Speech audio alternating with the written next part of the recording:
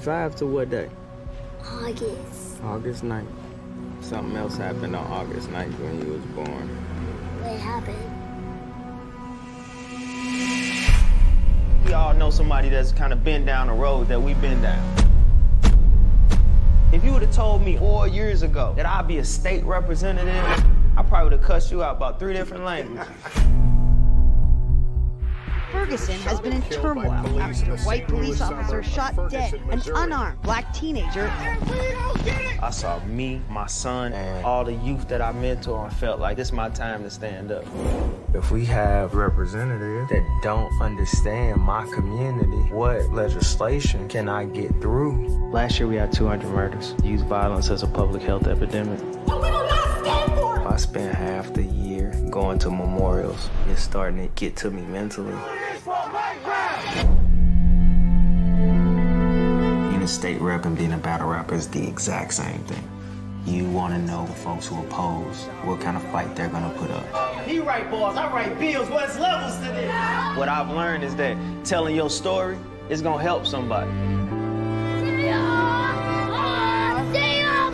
I believe that we will win. I know that we will win. I know that we will win. Can you spell your name?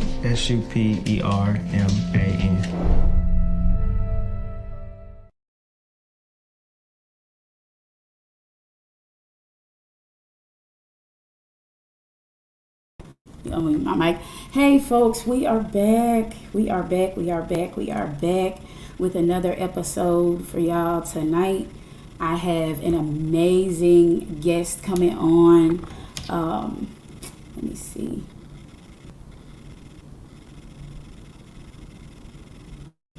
Hang on 1 second.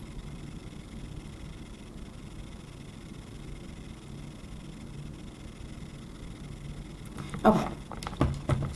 So I have an amazing guest coming on tonight. We have Bruce Franks Jr. coming on. I'm definitely excited. I'm slightly nervous about this interview. I think it's going to be really dope. Let me adjust my mic.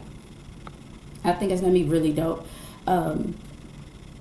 If you watch the preview that just played, he has several different attributes that we're going to discuss tonight. And then I also had a few questions. I recently saw something online that about some laws that was changing in a couple of different states. So I want to get his perspective on it. I'm pretty sure he probably already knows about it, but it definitely pertains to us as people, the black man, the black woman. So as soon as I can get him on,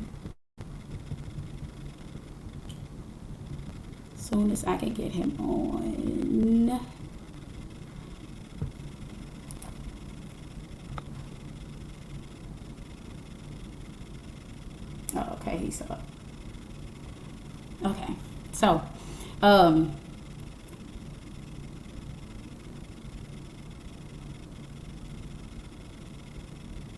okay, yeah, I gotta get him on this broadcast. I'm not sure why it's not coming up, but he's backstage, so I'll have him on in just a second.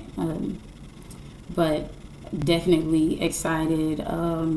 Even a lot of the people that follow him and a lot of his supporters, when I posted about him being a guest, just even their response to the type of person that he is was really overwhelming. So without further ado, let's get him on. Hello, how are you? How are you? I'm like excited. I'm slick nervous, like for real, to have you on. Just doing my research on you, I think you are a very amazing person.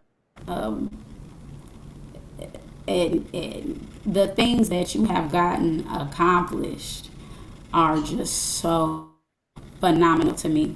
My screen not messing up. So I want you to introduce yourself to everybody. and let them know who you are, just in case somebody's watching that does not know who you are. I got you. Can you hear me good? Yes, I can hear you. Okay. First off, I appreciate you for having me. It's super dope. Anytime I can get on the platform and talk, and Uh-oh, it's glitching. You glitching a little bit. I am. Make sure I got the right Wi-Fi. I hear you now. I hear you Okay. pretty good now. Let me see. We good now? Yes, Okay. fantastic. Good. Yeah. But my name is Bruce Franks Jr., aka Oops. I battle rap, but I also am an activist, a community organizer, a former state representative in Missouri.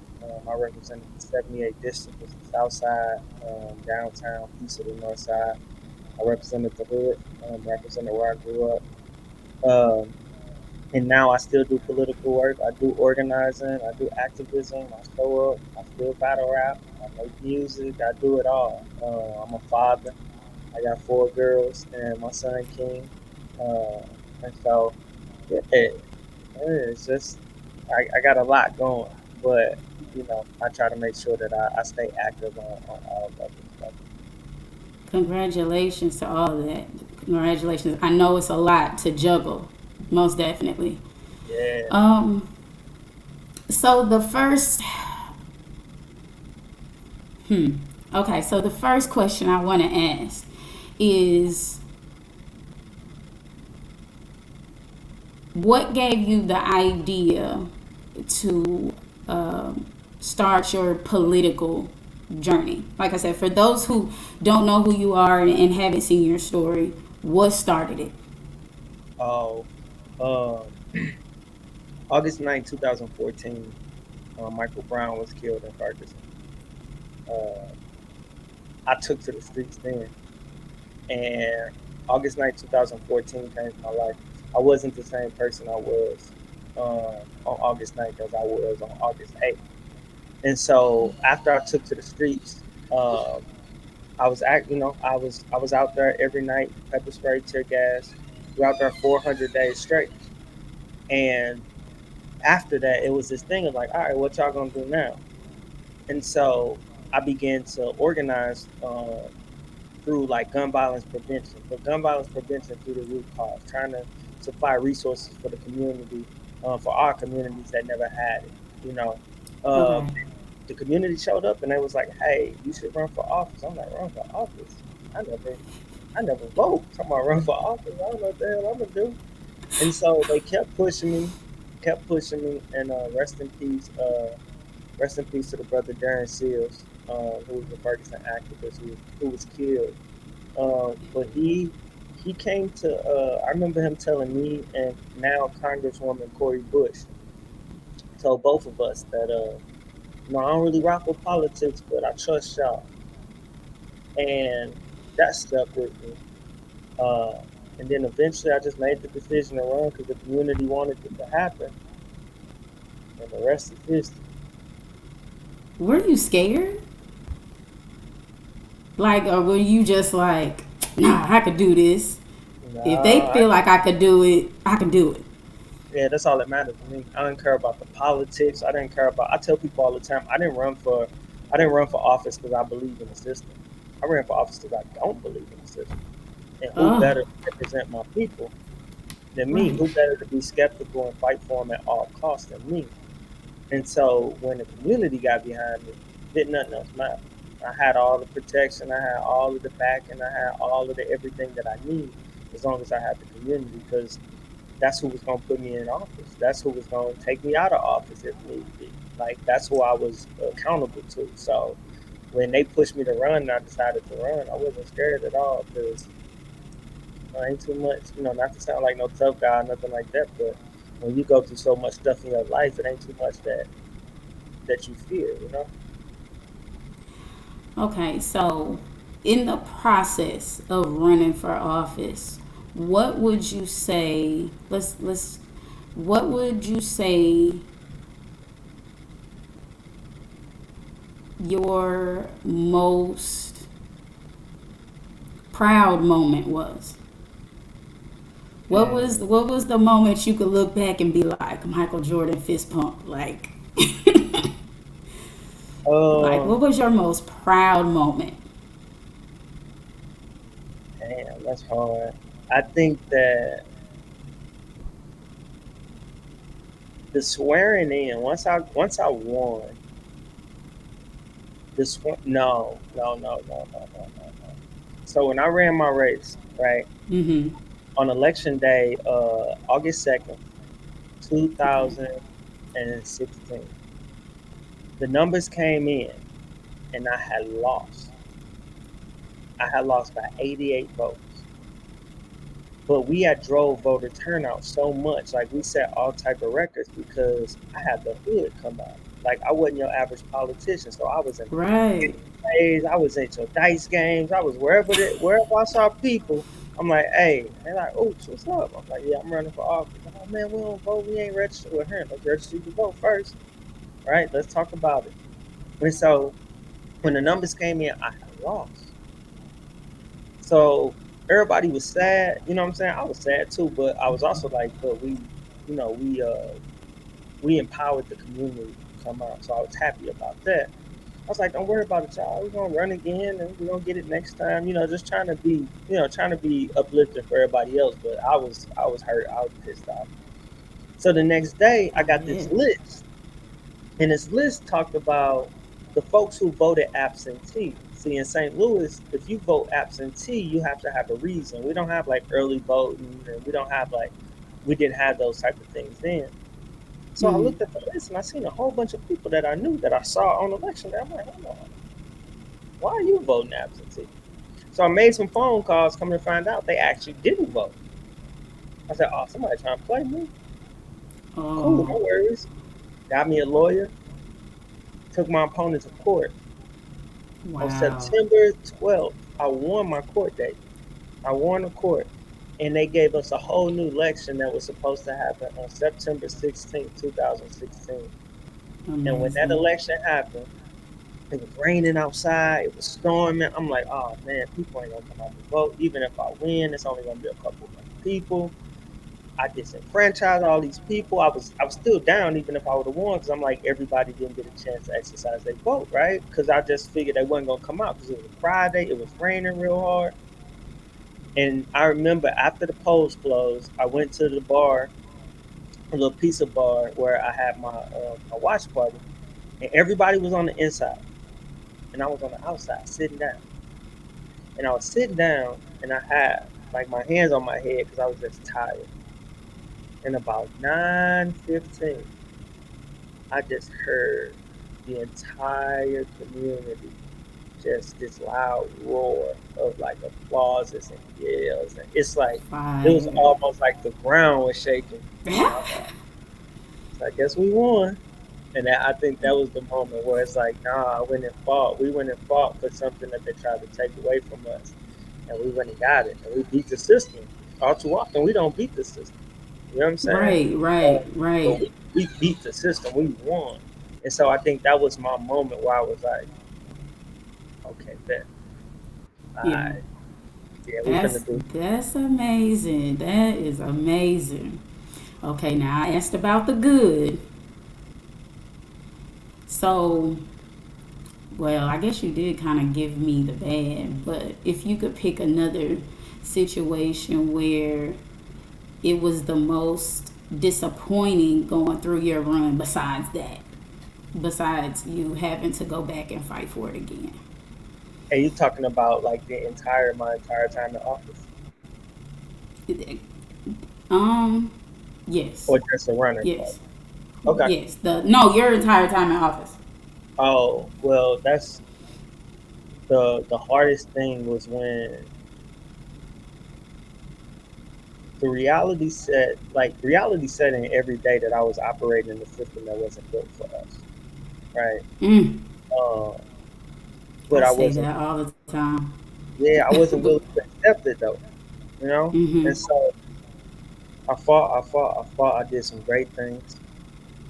And what happens in politics is when you are a threat to the system, then they want to dispose of you. They want to get rid of you. Right. Right. And so I was a threat. I was a threat to, and not just, and full disclosure, like I'm a Democrat, right? And so, but I wasn't just a threat to Republicans. I was more of a threat to these establishment Democrats in my city who didn't want to see me advance because my ideas were too radical for them, right? The change that I was bringing was too fast and too quick. Mm-hmm. And so for them, it starts to go into their pocket. Some of these relationships that's going on. And so they devised all of these plans against me. Um, really did a lot of horrible stuff uh, to make me look, in this light that I wasn't. To make me to paint me in this negative light. And they knew they couldn't do anything to me physically. Uh, so the next thing they do is they attack your character. They attack who you are. Right. And so that's what they did to me. And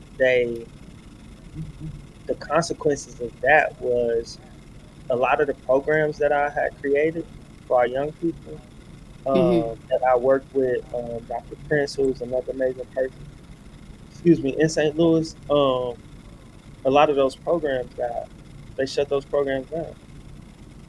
And quite frankly, when they shut those programs down, we started losing kids. We started losing young people, right? To the system and to death. And so that was hard. And then also at the same time, within a 60-day span or a 90-day span, I had lost my godson, and then I lost my best friend, my brother, who I wear on my neck all the time. Uh, I lost them in 2018. And so I started to go through a lot of things mentally. I started to struggle with depression and anxiety super heavy. Um, and so the hardest thing I'll say was making that decision to resign from office so I could take care of myself mentally.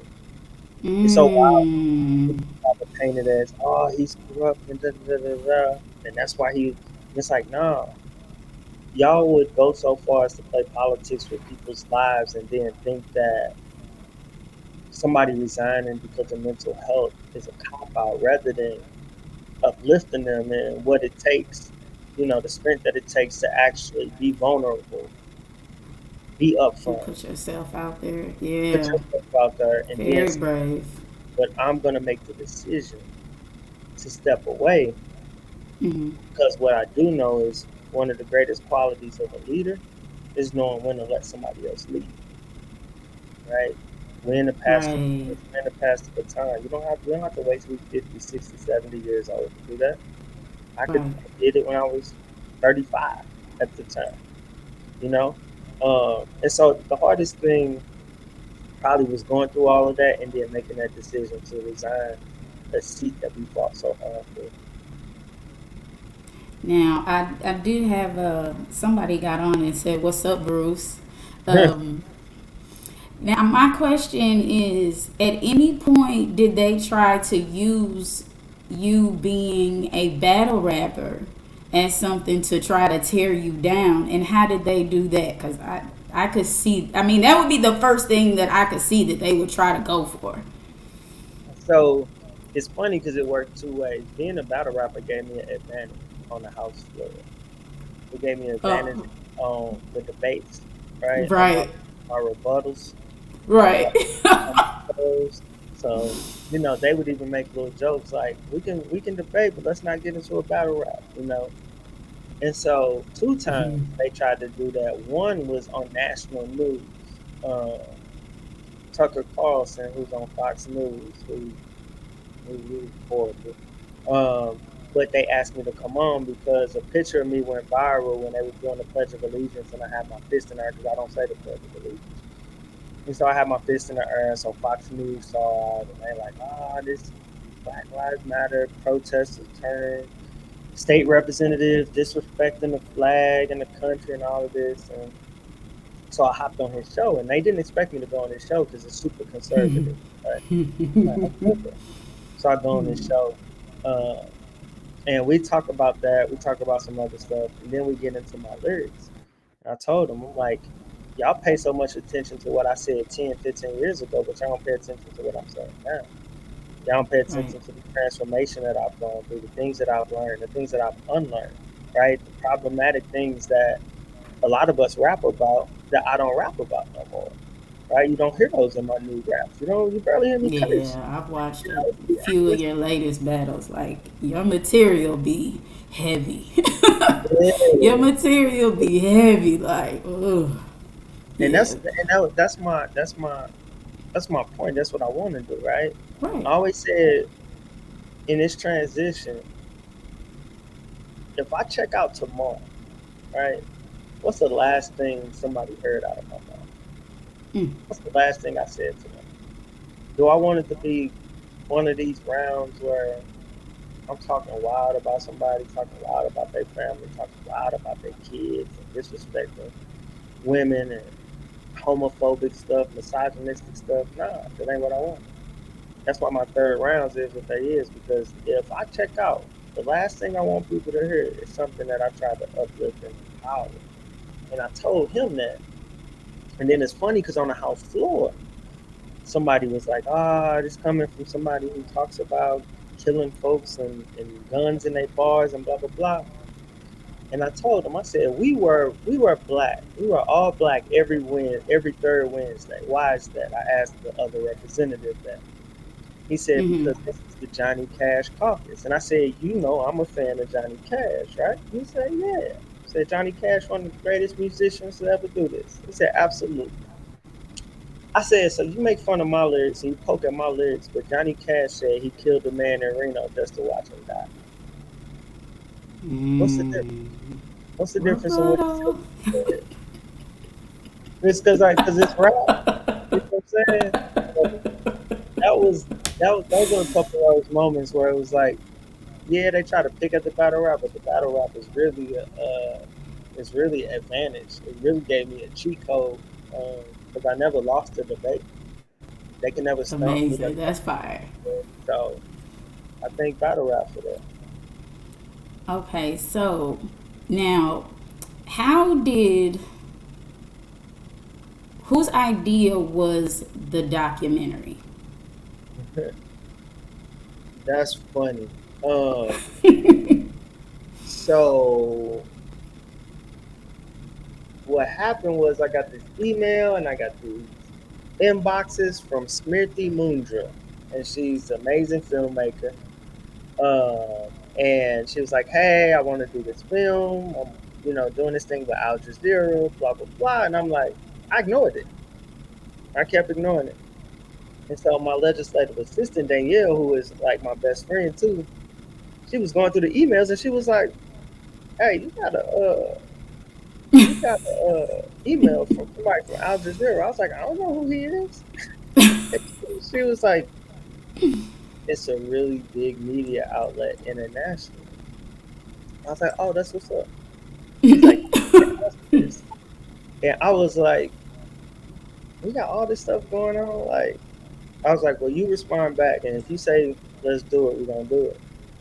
So she responded back, and she was like, you doing this?" And I was like, "All right." And so when Smithy them came in, Smithy and Sammy, uh, both amazing. They family now. They super close family now. But they came in to meet me, and they was just supposed to meet me, chop it up, and then leave. They came in and was like, "Well, what do you got up for today?" I was like, "Look, I got this. How we do it?" And it's like, "You mind if we follow you around?" I'm like, "Why not?"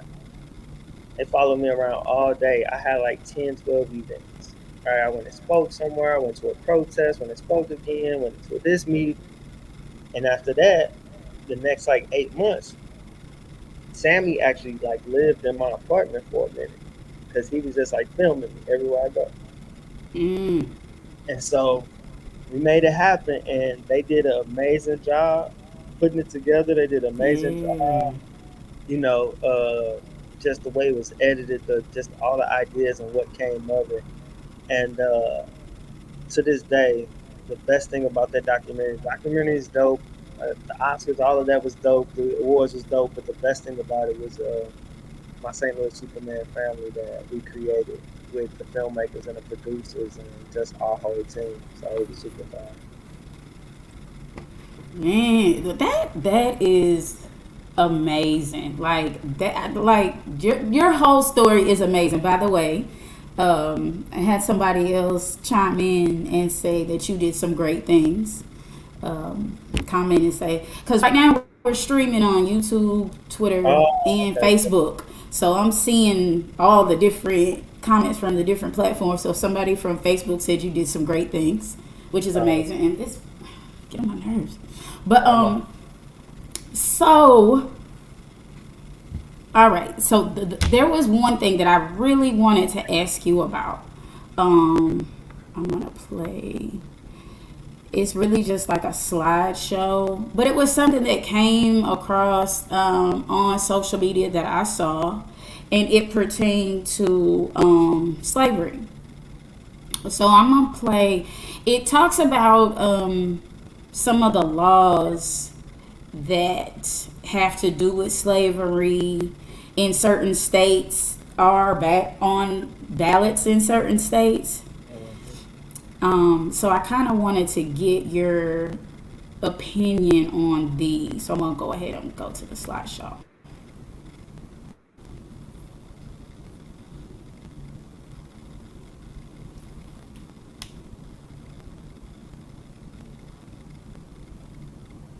Like, yo, this net is killing me.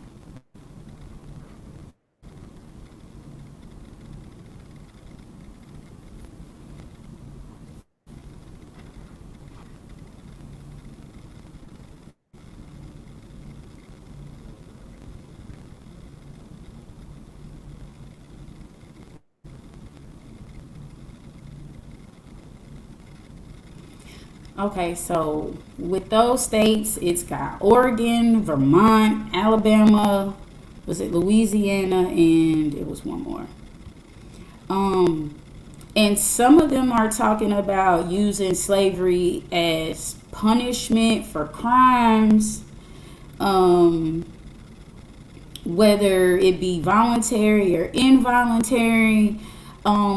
My thing is, because I'm definitely one that has always said, like, the laws that we are being governed by aren't meant for us, because they were written in a time where we were still supposed to be considered slaves. We were not considered when these laws were written, so, and we're still governed by these laws.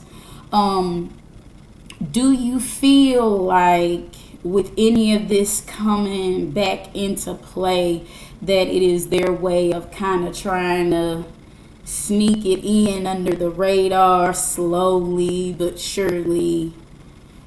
So I think they do that on a whole bunch of different levels. They do that on a bunch of different laws. That particular slide, though, I know because it's confusing, but it's the opposite of what we think, right? So that slide are the states that are talking about removing slavery out of the 13th Amendment. Okay. So in the 13th Amendment right now, it still has the word slavery and involuntary servitude. So the 13th Amendment says all slaves are free unless you are incarcerated or it's involuntary servitude. So basically, jail is legalized slavery. See, I when it came across me, I was like, say what? Yeah. I started reading. I'm like, I had no idea. So those states actually want to put it on the ballot for the people of the states to vote to take slavery out as basically punishment, right? And so really all the states should have it on the ballot, because slavery shouldn't be in the damn Constitution anyway. But like you said, these laws weren't written for us, they weren't written by us. And when people think about it, it's like the jails, right? Jail is legalized slavery. When they freed the slaves and they didn't give, there was no 40 acres and a mule, there was nothing, you just freed the slaves, right? Right. When you freed the slaves and people needed to do the work, right? You needed industrial work done because now all these manufacturing and these big industries are popping up. Who's going to do the work? The people that are skilled. Who's skilled? The slaves are the skilled ones. The white folks Mm. weren't skilled because, they weren't the farmers. They weren't, some of them were, but the ones who had slaves weren't, right? Right. Right. And so it's like who's going to get all of these jobs up north? Who's going to get all these jobs? It's going to be the slaves. They can't have that. You can't have slaves working, making money, thriving in their community, building their own businesses. You can't have that, right? Right. Because if we do that, then we prosper. If we prosper, then we start to populate, right? We start to Right. reproduce. If we start to reproduce, then the world start looking the United States start looking a little even, right?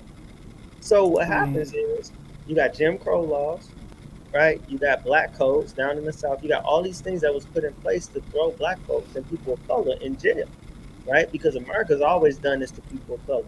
Black folks, our indigenous folks, our Asian community that came over here, as well as the Hispanic community, right? Right. And so it was this idea that we can't have that.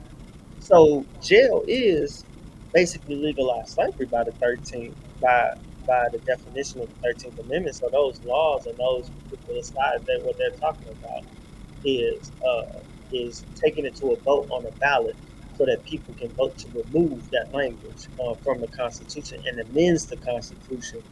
And once you amend the Constitution, like that's pretty much set in stone. You got to have a whole another vote by the people in order to do so. It ain't like the representatives and the senators get together, they pass this law, it gets signed. When you pass it on the ballot, when the citizens of that state have to go and vote, it's a lot harder to change it that way than it is if some politicians just write up a bill. So it's actually really smart. Okay. One last thing I wanted to ask about. I also saw a lot of talk about purge laws. These so-called purge laws. So I'm not scared to be like, okay, I don't really understand it. So if you have a good understanding of it, could you kind of try to explain it to me a little? So it's through the veins of criminal justice reform, right? Now, all right, I'm gonna try to condense this. Okay. Let's take one example. Look, I'll take one piece of these purge laws that they say, right? Okay. Part of that is getting rid of cash bail, right? Getting rid of cash bail for folks who commit offenses. Now, people are like, oh, well, you're going to put dangerous people on the streets. If you and I'm not going to wood, if you and I murder somebody, right? You're a millionaire and I'm poor. We go to court, they say, okay, both of y'all have a $10 million bond.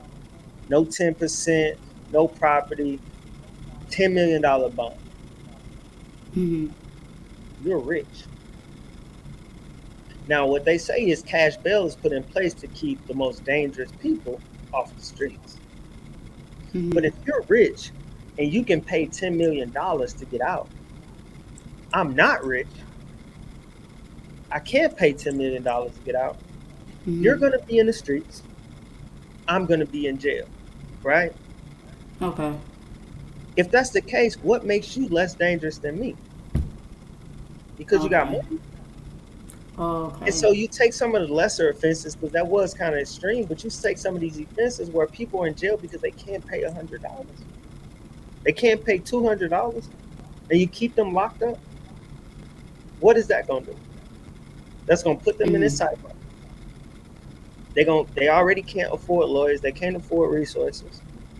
So when the state brings in all their heavy resources and pounds on them and beats them, a lot of times they're going to admit to something that they ain't do so they can get less time because they're scared to take it to trial because they don't got the resources. And the state then said that if you take it to trial, you could get this many years. Didn't tell them to, oh, you're innocent till you're proven guilty. None of that. If you take this to trial, you're going to get 30, 40, 50 years. But if you take this, we'll give you 8 years. And you got folks that's like, well, look, I know I ain't do it, but man, we can't beat the system. I'm going to take these 8 years. I'm going to take these 3 years. I'm going to take this jail time. So when you get rid of cash bail, it's not saying, oh, you get rid of cash bail and then everybody's just let out. It's still up to the judge. The judge got the discrepancies, right? The judge got the discretion. That's the word they use. The judge has the discretion to say, all right, you're going to stay in jail or you're not, right? And they even have the specific laws detailed as to the ones that will fall up under these particular laws. So I get it, because the media will put it one way, the internet will put it one way, and then before you know it, we like, but we really don't know what's going on a lot of the time, because it takes more of an intricate eye to like dig into these laws. And to be honest, folks ain't got time to be reading laws. Like, it's super confusing language. You get super confused reading it. I understand. Before I was elected official, I didn't read no damn laws. But after I was elected, I'm like, oh, let me read some of this so I can go and educate my community. They shouldn't even have to go read these laws. We should be able to trust the people that we got representing us to do the right thing, but we can't trust them. We can't trust them. I'm here to tell you, as somebody who was a politician and who was in the system, we can't trust them. If you can't trust them with your whole heart, don't trust them. If it ain't somebody that if you don't feel comfortable inviting them in your house and eating dinner with them, then don't vote for them. Well said. Well said. Wow. Okay. I know you had another engagement, so I couldn't keep you too long. I'm definitely like the information that you did give, parts of your story that you did tell, really dope. I was so upset that we couldn't make this happen, like, out there, because my kids wanted to meet you. So my daughter was like, what? Like, what? She was like, oh yeah, wait till I go back to school and tell everybody this, like, So, but I definitely appreciate you coming on. I do know you just started a business venture, so if you want to tell people about that, and congratulations to you on that as well. So you can tell the folks about what else you have going on top of everything else. So first, man, I appreciate y'all. I appreciate you for the invite, and I'm definitely down to come back so we can have a longer conversation. That's easy. Awesome. And we'll make that happen. I did start a crepe business. I make crepes, and so Crepe Escape. It's a venture it's been a long road, but it's finally winding down. So it's super dope. So I'll have a restaurant called Crepe Escape that specializes in crepes. So that's gonna be super dope. I also have a print company where I just print up all type of literature. I do t-shirts, I do shirts, I do apparel, I do all of that. And that's Black Print, BLAQUE print. And so y'all can look that up. But yeah, that's what I got going now, and just dabbling in politics and trying to stay in the way and out the way at the same time. Oh, well, thank you so much. Like, we need more of you. Like, for sure we need more of you, more stand-up men like you, more stand-up Black men like you. I feel like we making progress, but it's baby steps. But I definitely appreciate the Bruce Franks Juniors of the world, for sure. Coming from me, definitely. Hopefully we can have you back on. But I'm definitely grateful for even just this. So We can go ahead and end it, y'all. This has been Matrix with Bruce Franks Jr., the St. Louis Superman. If you haven't watched the documentary, please go watch it. All right, it's definitely amazing and gives you a lot of insight. I will be back next Tuesday. I'll see y'all when I see y'all.